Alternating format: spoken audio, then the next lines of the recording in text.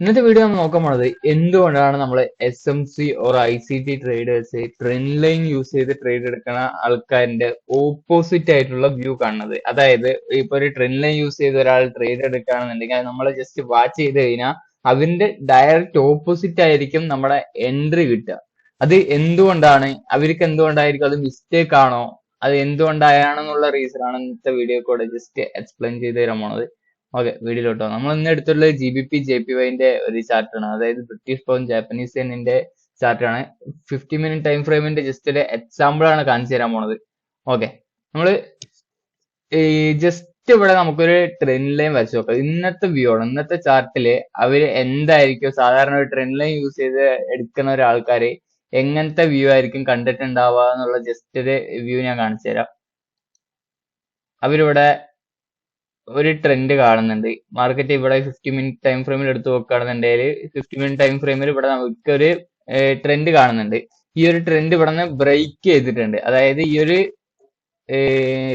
എന്ത് ട്രെൻഡാണ് മനസ്സിലായ, ഈ ഒരു സംഭവം, ഈ ഒരു ട്രെൻഡ് ലൈൻ ബ്രേക്ക് ചെയ്തിട്ടുണ്ട്. ട്രെൻഡ് ലൈൻ ബ്രേക്ക് ചെയ്യുക മീൻസ് അവന്റെ എൻട്രി ആണ്.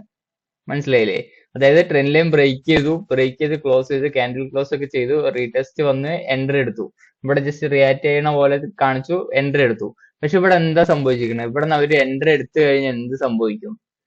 ഇവിടെ നിന്ന് എൻട്രി എടുത്തിട്ട് ഇവിടെ അവർ SL വെച്ച് കഴിഞ്ഞിട്ടിരുന്നു കഴിഞ്ഞാൽ ടാർഗറ്റ് ഓൾമോസ്റ്റ് ഈ ഒരു ഹൈന്റെ അവിടെ കൊണ്ട് വെച്ച് കഴിഞ്ഞാൽ എന്താ സംഭവിക്കുക? മാർക്കറ്റ് അവന്റെ എൻട്രി എക്സിക്യൂട്ട് ആയതിനു ശേഷം മാർക്കറ്റ് അവന്റെ സ്റ്റോപ്പ് ലോസ് അടിച്ചതിന് ശേഷം വീണ്ടും മാർക്കറ്റ് മേലോട്ട് പോകുന്ന ഒരു സിറ്റുവേഷൻ ആണ് ഇവിടെ അവർക്ക് കാണാൻ പറ്റുന്നത്, അല്ലെ? അതിനെ നമ്മളൊരു ICT ഓർ SMC ട്രേഡേഴ്സ് ഈ ഒരു വ്യൂവിനെ എങ്ങനെയായിരിക്കും കാണുന്നുണ്ടാവുക? അവരൊരു ട്രെൻഡ് ലൈൻ ബ്രേക്ക് ചെയ്തു എന്നുള്ള ഒരു രീതിയിലായിരിക്കും അവര് ഈ ഒരു സംഭവത്തിനെ കണ്ടിട്ടുണ്ടാവുക. സോ നമുക്ക് ഈ ഒരു ട്രെൻഡ്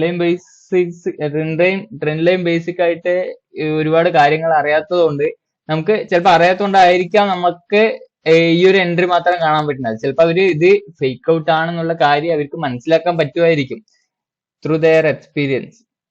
ഓക്കെ, നമ്മളും അങ്ങനെയാണല്ലോ. നമുക്ക് ഒരു ലിക്വിഡിറ്റി സ്വീപ്പ് അത് ഇൻഡ്യൂസ്മെന്റ് ആണോ എന്നുള്ള ഒരു കാര്യം നമുക്ക് മനസ്സിലാക്കാൻ പറ്റുമല്ലോ. അതേപോലെ ഇത് എക്സ്പീരിയൻസിലൂടെ അവർക്ക് മനസ്സിലാക്കാൻ പറ്റുമായിരിക്കാം. പക്ഷെ ഈ ഒരു ട്രെൻഡ് ലൈനിൽ ഇത് ഫേക്ക് ഔട്ട് ആയിരിക്കാണ്. ഇത് എന്തുകൊണ്ടാണ് ഇവിടെ ഫേക്ക് ഔട്ട് ആവാനുള്ള റീസൺ? അതായത് ICT or SMC concept use ചെയ്ത് ഞാൻ പറഞ്ഞുതരാൻ പോവാണ്. ഓക്കെ, ഇവിടെ നമുക്ക് എന്ത് വ്യൂ ആണ് നമുക്ക് കാണാൻ പറ്റുന്നത്? ഇത് നമുക്ക് ജസ്റ്റ് ഒന്ന് റിമൂവ് ചെയ്യാം. എന്നിട്ട് ഇവിടെ നമുക്ക് ഈ ഒരു ചാർട്ട്, നമ്മൾ ഹയർ ടൈം ഫ്രെയിം ഒന്നും അനലൈസ് ചെയ്യുന്നില്ല, ജസ്റ്റ് ഈ ഒരു 50 മിനിറ്റ് ടൈം ഫ്രെയിമിലെ ചാർട്ട് മാത്രം നോക്കിയിട്ട് ഇവിടെ നമുക്ക് എന്താ കാണാൻ പറ്റുന്നത് എന്നുള്ള ഒരു കാര്യം നമുക്ക് ഐഡന്റിഫൈ ചെയ്യാം. അതായത് നമുക്കൊരു ലിക്വിഡിറ്റി വേണം. അതായത് ഇവിടെ ഒരു ഈക്വൽ ലോസ് ഇല്ലേ? അതായത് ഈ ഒരു ലോയും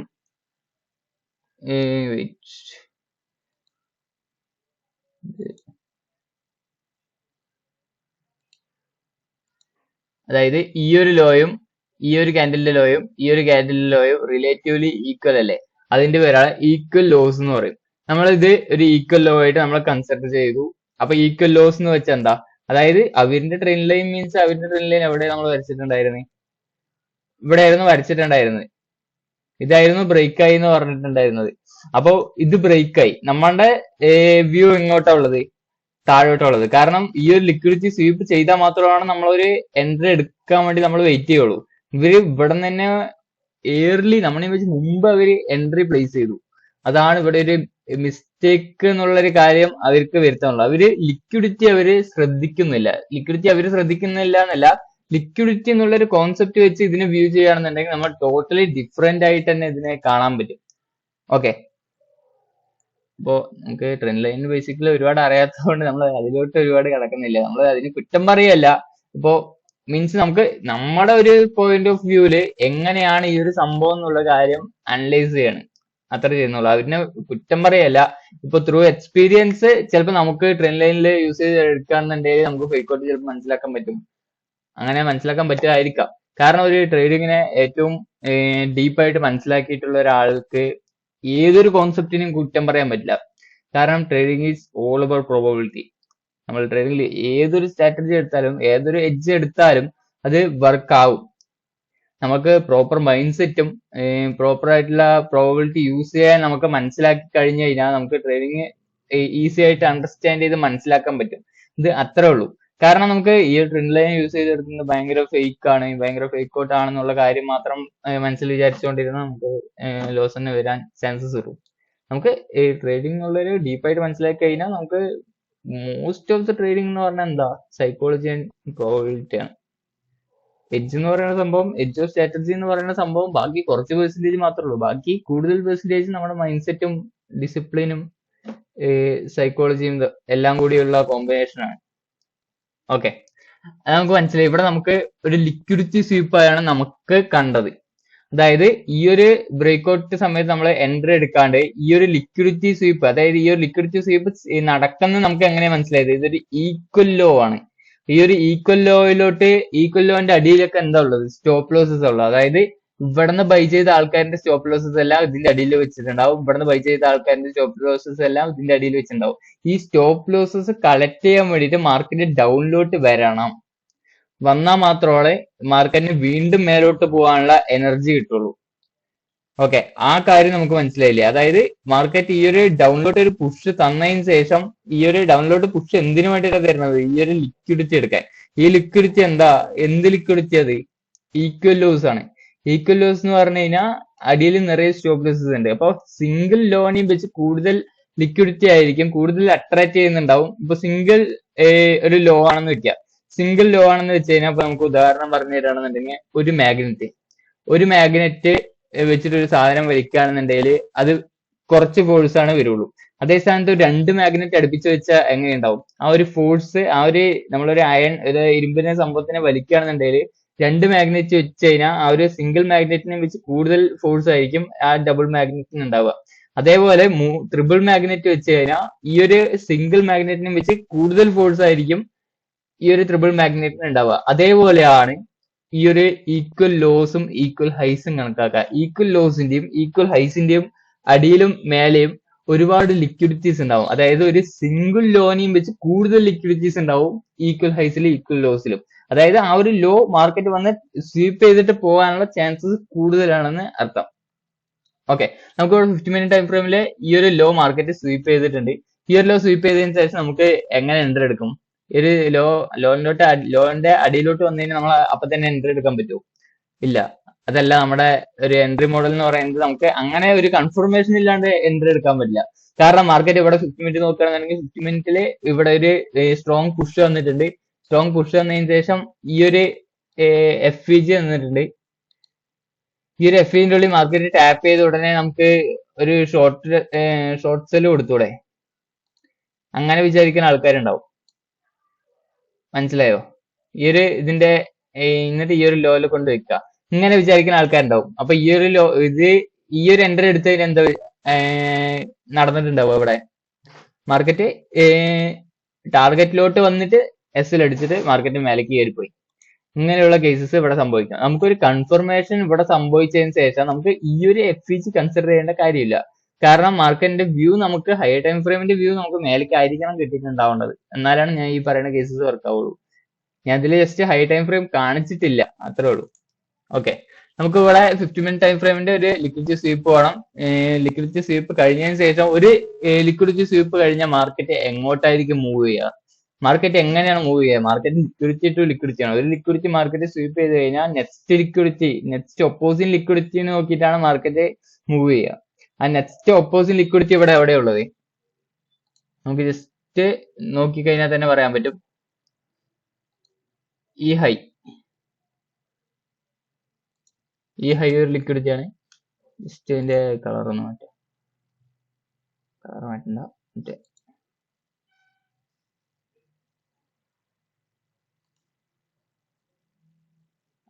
ഡിലീറ്റ് കൊടുക്കും.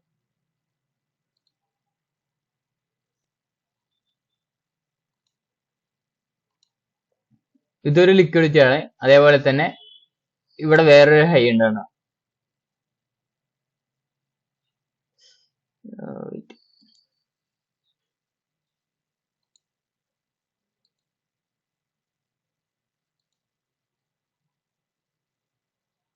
ഇതൊരു ലിക്വിഡിറ്റി ആണ്.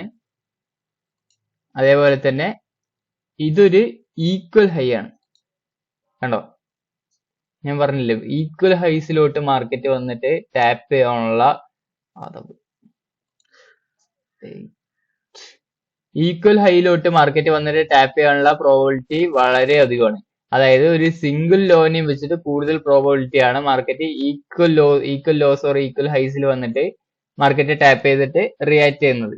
ആ ഒരു ഈക്വൽ ഹൈസിന്റെ മേലെ ഒരുപാട് ലിക്വിഡിറ്റി ഉണ്ടാവും. അതായത് ഈ ഒരു ഹൈന്റെ ലിക്വിഡിറ്റിനെയും വെച്ചും ഈ ഒരു ഹൈന്റെ ലിക്വിഡിറ്റിനെയും വെച്ചും കൂടുതൽ ലിക്വിഡിറ്റിയാണ് ഈ ഒരു ഹൈയിലെ ലിക്വിഡിറ്റി.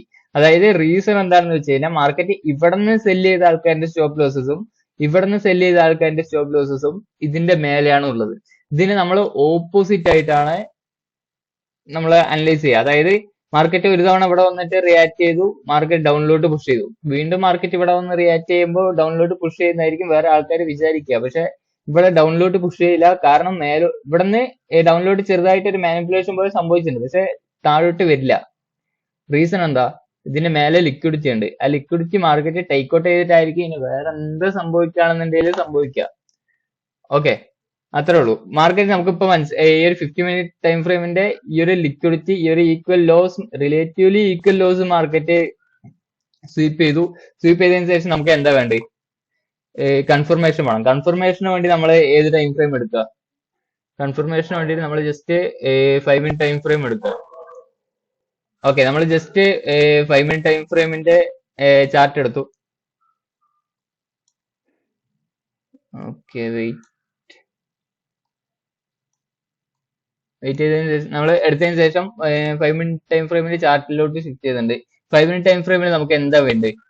മാർക്കറ്റ് ഒരു ബുള്ളിഷ് മാർക്കറ്റ് സ്ട്രെച്ച് ഷിഫ്റ്റ് തരണം. അതായത് ബുള്ളിഷ് MSS മാർക്കറ്റിൽ തന്നിട്ടുണ്ടാവണം. ആ ഒരു ബുള്ളിഷ് MSS ഇവിടെ നമുക്ക് തന്നിട്ടുണ്ടോ നോക്കും. ഇവിടെ നമുക്ക് സൂക്ഷിച്ച് നോക്കി കഴിഞ്ഞാൽ മനസ്സിലാവും മാർക്കറ്റ് ഈ ഒരു ഹൈ ബ്രേക്ക് ചെയ്തിട്ടുണ്ട്. ജസ്റ്റ് കളർ മാറ്റാം, കളർ വെക്കാം. മാർക്കറ്റ് ഈ ഒരു ഹൈ ബ്രേക്ക് ചെയ്തിട്ടുണ്ട്. ഈ ഒരു ഹൈ എങ്ങനെ ബ്രേക്ക് ചെയ്തിട്ടുള്ളത്? നമ്മൾ പറഞ്ഞിട്ടുണ്ടായിരുന്നു വിത്ത് ആൻഡ് FEG. ഒരു FEG നമ്മൾ മാർക്കറ്റിൽ തന്നിട്ടുണ്ടാവണം. ആ FEG മാർക്കറ്റിൽ തന്നിട്ടുണ്ട്. ആ ഒരു FEGയിലോട്ട് മാർക്കറ്റ് വന്ന് ടാപ്പ് ചെയ്ത ഉടനെ നമ്മൾ നമ്മുടെ എൻട്രി പ്ലേസ് ചെയ്യും.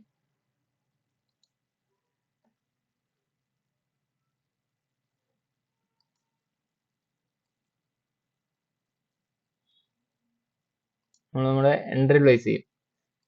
FEGന്റെ ഉള്ളിലോട്ട് ടാപ്പ് ചെയ്ത ഉടനെ നമ്മൾ നമ്മുടെ എൻട്രി പ്ലേസ് ചെയ്തതിന് ശേഷം നമ്മുടെ അപ്പൊ സ്റ്റോപ്പ് ലോസ് നമ്മൾ എവിടെ കൊണ്ട് പ്ലേസ് ചെയ്യും?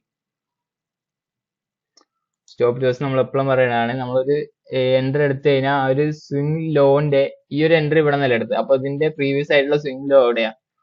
ഇവിടെ അല്ലേ? ഇവിടെ നിങ്ങൾക്ക് സൂക്ഷിച്ച് നോക്കിയാൽ നിങ്ങൾ കറക്റ്റ്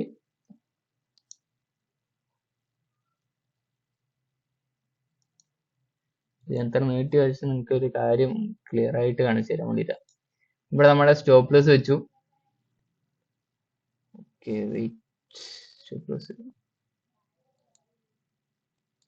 ഓക്കെ, സ്റ്റോപ്പ് ലോസ് വെച്ചു. ടാർഗറ്റ് നമ്മുടെ ഈ ഒരു ഈക്വൽ ഹൈസ്. വേറെയുള്ള അവിടെ എല്ലാം നമ്മള് പാർഷ്യൽ ടാർഗറ്റ്സ് ബുക്ക് ചെയ്യും. നമ്മളിവിടെ നമ്മുടെ ഫൈനൽ ടാർഗറ്റ്. വേറെയുള്ള ലിക്വിഡിറ്റീസിൽ ഈ ഒരു ലിക്വിഡിറ്റിയിൽ നമ്മുടെ പാർഷ്യൽ ടാർഗറ്റ്സ് നമ്മൾ ബുക്ക് ചെയ്യും. കാരണം ഈ ഒരു ലിക്വിഡിറ്റി എടുത്തതിന് ശേഷം മാർക്കറ്റ് റിയാക്ട് ചെയ്തിരിക്കണുണ്ടോ?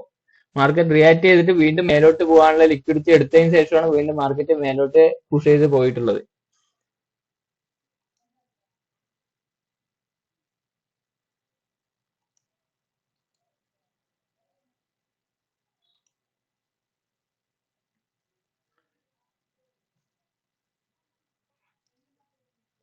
ഓക്കെ, ഈ ഒരു സംഭവം നമുക്ക് ക്ലിയർ ആയില്ലേ? മാർക്കറ്റ് നമ്മൾ ഇവിടുന്ന് എൻട്രി പ്ലേസ് ചെയ്തു. എൻട്രി പ്ലേസ് ചെയ്തതിന് ശേഷം നമ്മൾ എൻട്രി എടുത്ത് അപ്പോ ജസ്റ്റ് എന്ത് വെച്ച് വരച്ച് കാണിച്ചു തരാം.